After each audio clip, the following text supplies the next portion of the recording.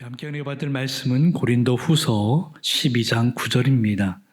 신약성경 제가전성경 우리 298페이지.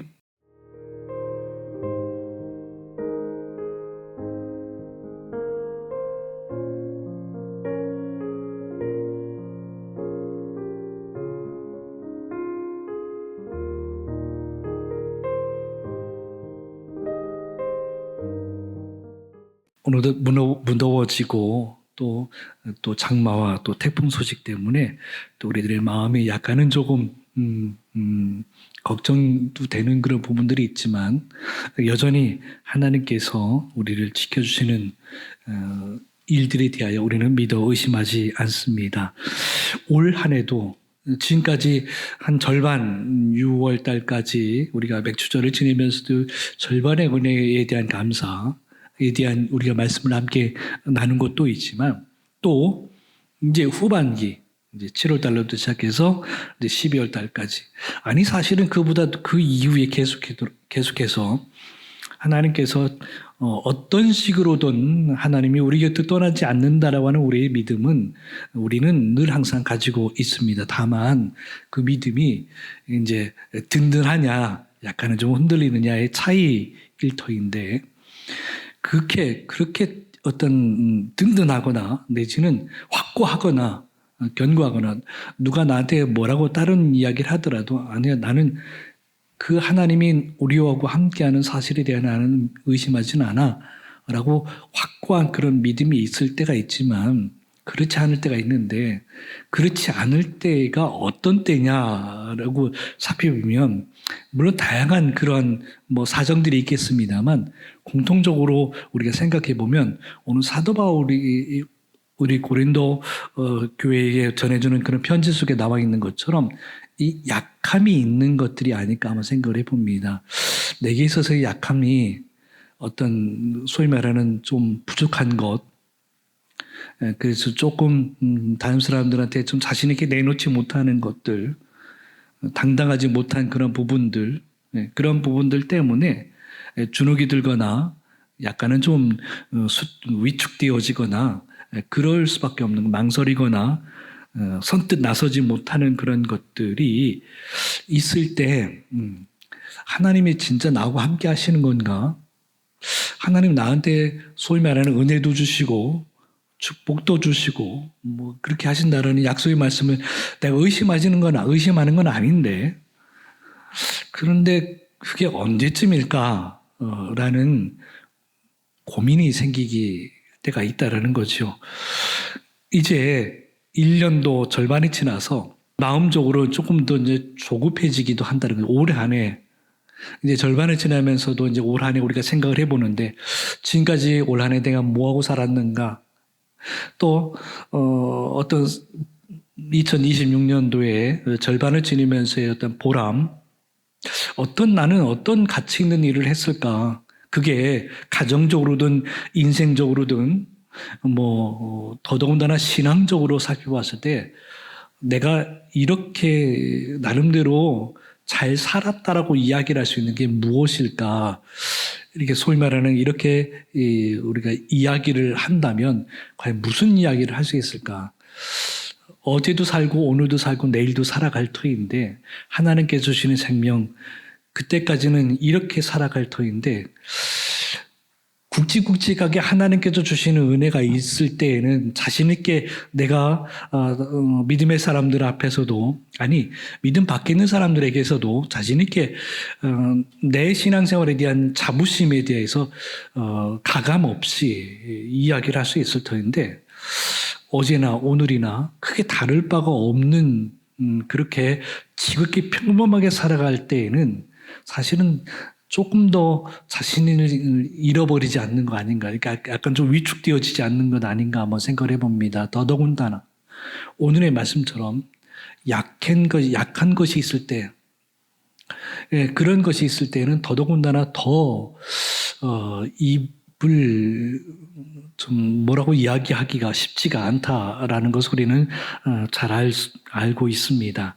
그럴 때 사도 바울의 오늘 이야기 속에서 한번 우리들의 믿음의 도전을 한번 삼아보고 싶습니다. 우리가 이미 아는 것처럼 사도 바울이 사실은 자신의 어떤 육신의 질병이든 뭐든 간에 약한 게 있었다라는 것을 우리는 잘 압니다. 그래서 그 약한 것들에 대하여 하나님 앞에 물론 자신이 가지고 있는 어떤 하나님부터 받았던 그러한 성령께서 주시는 그러한 은사로 말미암아서 많은 사람들에게 위로도 주고 내지는 고침의 역사도 그렇게 나타나기도 하고 하면서 많은 사람들에게 하나님의 함께하심에 대하여 하나님의 어떤 그런 표징에 대하여 어떤 눈에 띄게 이렇게 표시가 날 그런 회복의 역사, 고침의 역사, 신유의 역사들이 드러나기도 하고 심지어 죽었던 사람도 살리는 그런 일들을 하게 하는 그런 도구로 사도 바울을 사용도 하고 하는데 그런데 정작 자기 자신, 사도 바울 자기 자신이 가지고 있는 육신의 그런 아픔에 대해서는 여전히 고쳐지지 않는다는 거죠. 그래서 하나님 앞에 그가 기도를 했던 것을 우리는 잘 압니다. 그런 기도 속에서 분명하게 자신이 3번씩이나 다른 사람들 앞에 내가 자신 있게 당신도 하나님의 어떤 그런 은혜로 말미암아 고쳐주시기도 하겠지만 나를 통해서 고쳐주시기도 하겠지만 나도 하나님 앞에서 고침받은 사람이다라고 그렇게 간증을 할 수 있는 좀 더 목소리 크게 외칠 수 있는 그런 기회를 삼고자 자신의 약함에 대하여 고쳐지기를 간절히 원하면서 3번씩이나 바로 그렇게 기도를 했다라는 거죠. 근데 변화는 없었던 것이죠. 3번씩이나 말이 3번씩이나 기도한다라고 하는 것이지 사실은 그의 마음속에는 계속 한켠에 여기 표현되어진 것처럼 가시로 담아내는 것처럼 가지고 있었다는 것을 우리는 잘 압니다. 그래서 언제쯤이면 고쳐주실 것인가에 대한 끊임없는 고민도 있었고 그랬다는 거. 그렇다고 해서 하나님께서 이것에 대하여 의심을 했을 것인가 그런 것은 아닌 것 같다는 거죠. 오늘 우리가 살펴보자는 것은 사도 바울이 정확하게 하나님 앞에서 고침받기 원하여 내지는 자신의 약함이 다시 한번 회복되기 원하여서 간절히 기도하던 그 자세는 우리들이 가져야 될 진짜 본받아야 될 모습이라고 하는 것.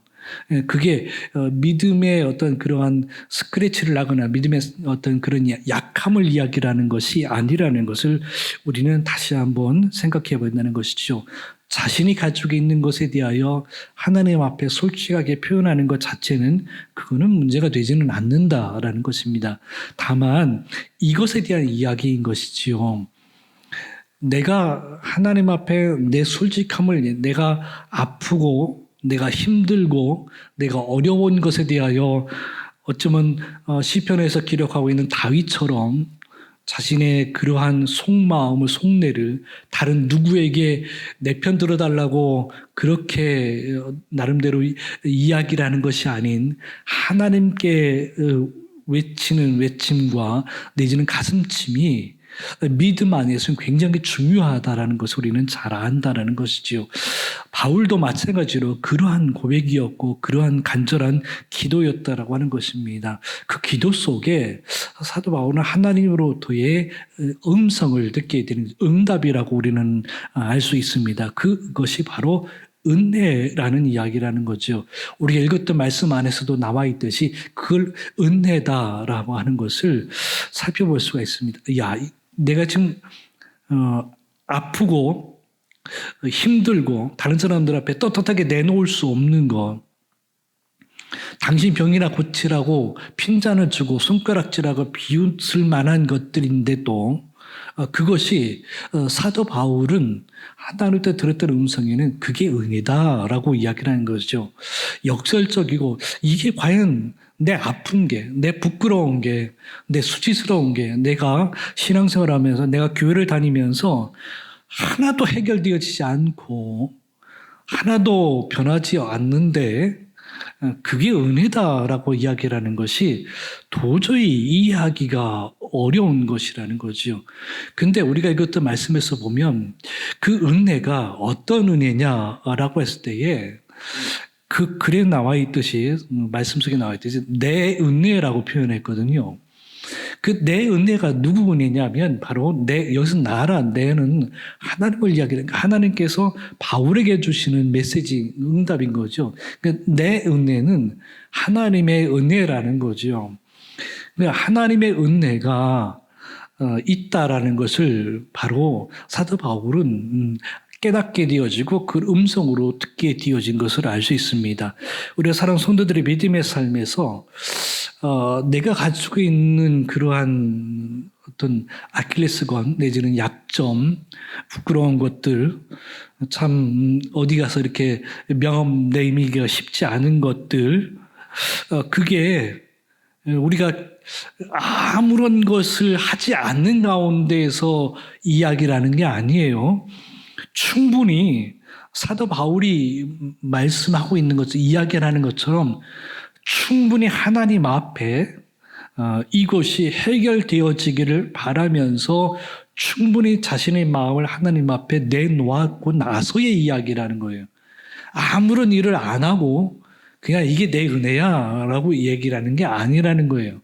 충분히 하나님 앞에 이 어떤 문제에 대하여 충분히 하나님과의 그러한 독대하는 시간, 우리는 다른 말로 표현하면 기도하는 시간, 그런 하나님과의 대면하는 시간을 통해서 이게 진짜 어떤 이 문제의 본질이 이 문제가 무엇인지에 대해서 충분하게 생각하고 기도하면서 하나님의 뜻을 알으려고 하는 그런 몸부림이 있고 난 다음에 하나님으로부터 들려지는 말씀으로부터 성령으로부터 들려지는 감동 속에서 그러한 것을 우리가 캐치해낼 수 있어야 되는데, 알아야 되는데, 깨닫게 되어지는데 그걸 바로 은혜라고 하는 것이지요.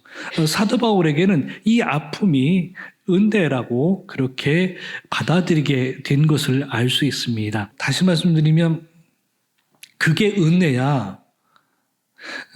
이제 그 사도 바울이 가지고 있었는 여러 그러한 나름대로의 그러한 아픔 속에서 안질이 있었다라고 하는 그런 이야기가 있습니다. 이런 것처럼 그게 눈에 질병이 있어서 쉽게 많은 사람들 앞에 이렇게 내세우기가 쉽지 않은 그러한 상황인데 그게 은혜다라고 이야기를 할 때 우리가 일반적으로 생각하면 그게 은혜다라고 이야기를 할 때는 적어도 그게 고쳐지는 상황을 전제로 했을 때의 은혜인 것이죠.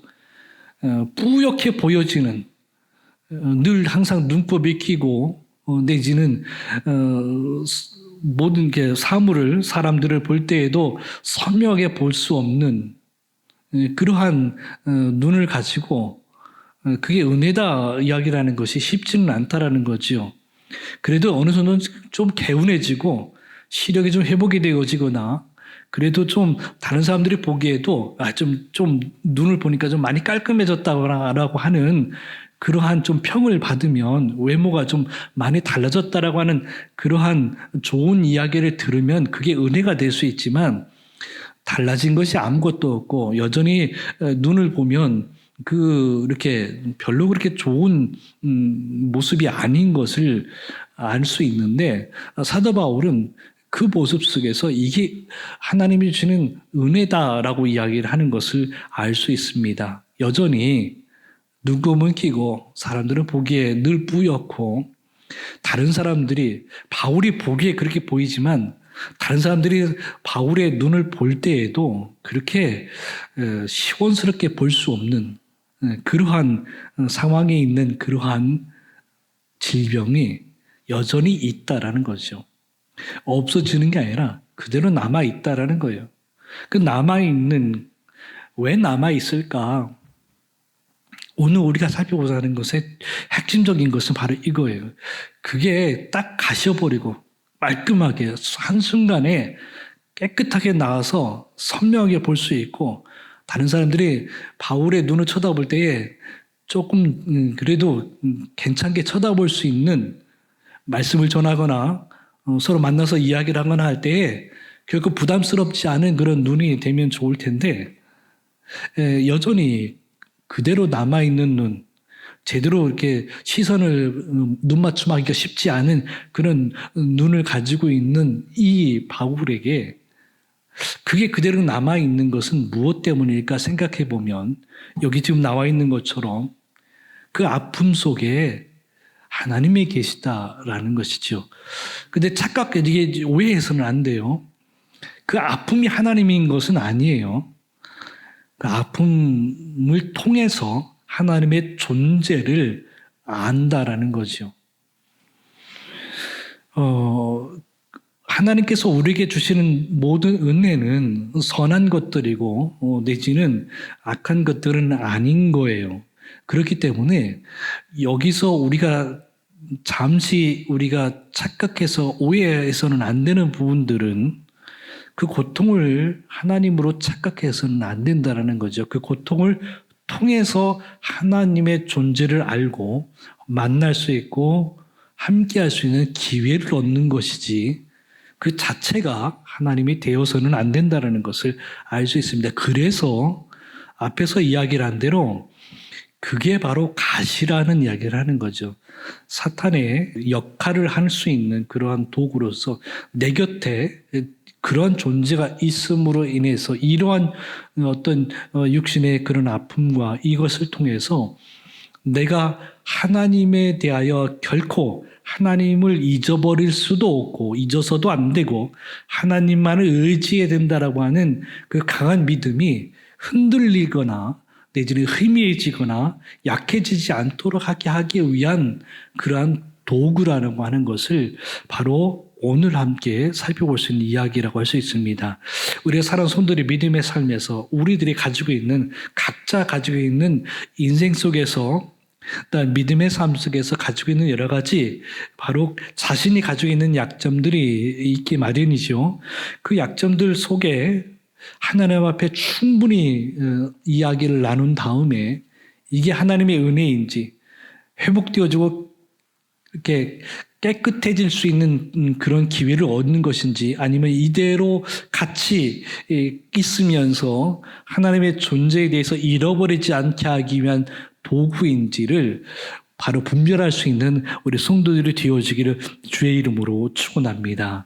그러는 가운데서 잊지 말아야 될 또 하나의 사실은 이 안에서 그러니까 이 아픔, 바울도 그러하지만 우리도 그렇고 모든 사람들이 가지고 있는 그 당사자가 가지고 있는 그 사람만이 가지고 있는 모든 문제들 그거는 하나님하고 그 사람하고의 관계 속에서 가지고 있는 1대1의 관계 속에서 가지고 있는 것들이겠지만 여기에 머물러서는 안 된다는 거죠. 하나님하고 나하고의 관계 속에서 가지고 있는 아픔에 대한 그러한 정리, 이 아픔이 어떤 아픔인지 이 아픔을 통해서 하나님 나에게 무엇을 원하시는지 하나님의 뜻을 헤아리고 깨닫고 그 뜻에 맞게끔 순종하고 살아가는 것 지극히 개인적인 신앙생활의 모습에서 필요한 것인데 여기에 머무르면 안 된다는 여기에 머무르다 보면